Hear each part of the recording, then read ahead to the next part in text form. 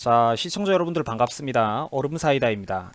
요즘 버스 파업이 되게 시끄럽다는 거 여러분들도 다들 잘 아실 겁니다. 오늘은 제가 버스 파업을 왜 하는지, 버스 파업이 왜 갑자기 이렇게 전국적으로 벌어졌는지 그 배경 지식들에 대해서 여러분들에게 설명을 드리겠습니다. 먼저 들어가기 앞서서 대구 버스 노조라고 하는 검색어가 오늘 바로 지금 실시간 검색어에 뉴스 토픽에 올라와 있습니다. 다행히도 대구 같은 경우에는 나쁜 소식이 아니라 좋은 소식이었습니다. 대구 버스 노조가 사측과 신속하게 합의를 보고 파업을 철회했다고 합니다. 대구 버스 노조와 사측의 합의는 전국 광역 단체들 중에서 전국 최초 가장 빠른 속도라고 합니다. 현재로서는 유일한 타결 사례로 일단 남은 시간 동안 시민들의 불편을 최소화하기 위해서 노조와 사측 모두가 서로 양보를 했다고 합니다. 역시 우파의 심장다운 지역이라는 거죠. 수준 자체가 다르다는 것입니다. 그리고 오늘의 핵심 이야기, 바로 버스 파업이 왜 갑자기 일어났는가 하는 것입니다. 결론부터 말씀드리자면 문재양 때문입니다. 정확히는 문재양 씨가 무리하게 추진했던 52시간제 정책 때문이에요.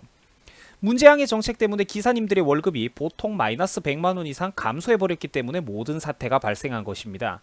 그래서 정상적인 생계와 여유 있는 생활이 불가능하게 됐다는 것이죠. 문 씨는 저녁 있는 삶을 만들어주겠다면서 국민들에게 강제 휴식을 약속했지만 실제로는 국민들 입장에서는 저녁도 못 먹고 기념일에 외식 사 먹을 돈도 없는 그런 가난한 나라가 만들어지고 있다는 것입니다. 젊을 때 일을 빠싸게 가지고 개인이 돈을 더 벌고 싶다는데도 국가가 나서서 강제로 쉬게 만드는 미친 정부, 그게 바로 지금 정부라는 것입니다. 300인 이상의 큰 버스 업체는 오는 7월부터, 그리고 300인 미만의 좀 작은 버스 업체는 내년 1월부터 본격적으로 버스 업계 전반에 걸쳐서 52시간제가 전면적으로 적용된다고 합니다. 시간상 근무일 수가 3, 4일 줄어든다지만 동시에 급여도 90만원에서 110만원 이상 감소해버리기 때문에 근로자들 입장에서도 반발이 엄청 심하고 버스 회사들도 갑자기 구멍이 생겨버린 인력의 공백을 메꾸는데 인력을 더 구하는 것에 엄청난 부담을 가지고 있다는 것입니다. 그러니까 여러분들, 이런 정책은 뭐냐면 대한민국 여객 운송업계와 서민 경제 전체를 찢어 죽이겠다고 문재양 씨가 사자후를 내지르는 거랑 똑같은 정책이라는 겁니다. 이래서 국가 정책이라는 건 생각이라는 걸 하고 짜야 되는 거예요. 그런데 문재양 씨가 생각이 있습니까? 없죠. 생각이 없으니까 저러고 사는 거예요. 아니, 가장들이 내가 일을 더 하고 돈을 더 받아서 가족들을 좀 부양하겠다는데 정부가 나서서 강제로 쉬라고 하는 게 말이 됩니까, 여러분들? 이게 바로 정신 나간 좌파 정부의 이상주의적인 행태, 한심한 수준이라는 겁니다. 80년대 전두환 정권 시절 대학 다니면서 산업화 세대 할아버지 할머니들이 만들어 놓은 산업화의 열매는 지들이 다 따먹어 놓고 대한민국 꿀이라는 꿀은 다 빨아먹던 586 운동권 화염병 세대들이 이제는 대한민국의 새로운 기득권 세력이 돼가지고 자기들이 대한민국 청와대와 정부 각처 요소에 포진해 있으니까 지금 나라가 이런 한심한 꼬라지가 났다는 것입니다. 당연히 예측되는 부분이었고 저 사람들이 무능하다는 것은 다 알고 있었어요. 아는 사람들이 많았습니다.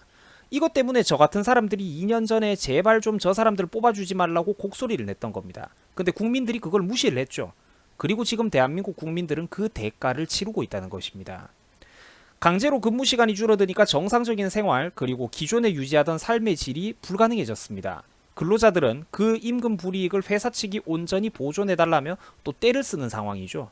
하지만 회사 입장에서도 어쩔 수가 없는 게 갑자기 사람들이 일하는 양은 확 줄어들어 버렸는데 급여는 종전과 똑같이 주면서 부족한 인력에 대해서는 또 새 사람 뽑아가지고 또 따로 쓴다? 이거는 여러분들 아예 불가능하다는 소리입니다. 회사 망하라는 거예요. 이건 악 쓴다고 되는 일이 아니라는 겁니다. 그러니까 결론은 똥 싸고 분탕질 치는 거는 문재양인데 싸움과 갈등은 지자체, 버스 회사, 버스 기사님들이 고스란히 뒤집어 쓰고 있다는 겁니다.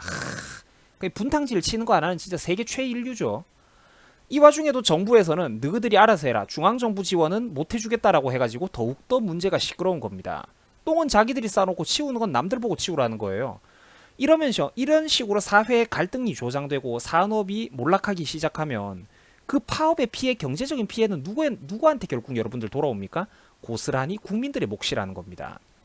우리 자가용 없는 1, 20대 학생 동생들, 사회 초년생들, 내가 한번 물어봅시다. 당장 조만간 전국에 대대적인 대중교통 파업이 터진다고 생각해보세요. 그거 여러분들 어떡할 겁니까? 이 와중에 민주당에서는 대중교통 요금 인상 공감대를 형성했다고 합니다. 보이시죠? 자기들이 역같은 정책을 짜놓고 지들 머릿속에 있는 꿈동산과 현실이 다르게 돌아가니까 인간다운 삶을 위해서는 어쩔 수 없다면서 결국 내놓는 해답이 물가를 올리자는 겁니다.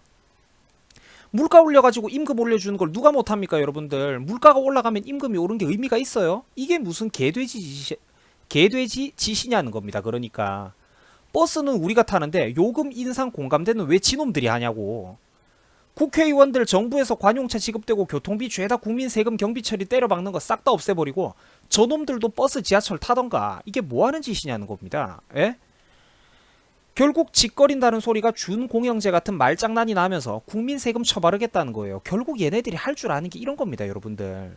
물론 이미 교통 수요가 많은 지역들에서는 광역 지방자치단체들에서는 상당수가 대중교통에 이미 국민 세금을 일부 지원하고는 있었습니다.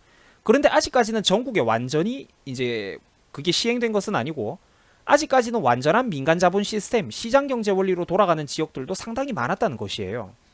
그러니까 이런 지역들은 그러니까 일단은 기존에 세금 투입 없이도 일단은 주민들이 그 시스템에 적응을 해가지고 모든 게 정상적으로 돌아가고 있는 상황이었다는 겁니다.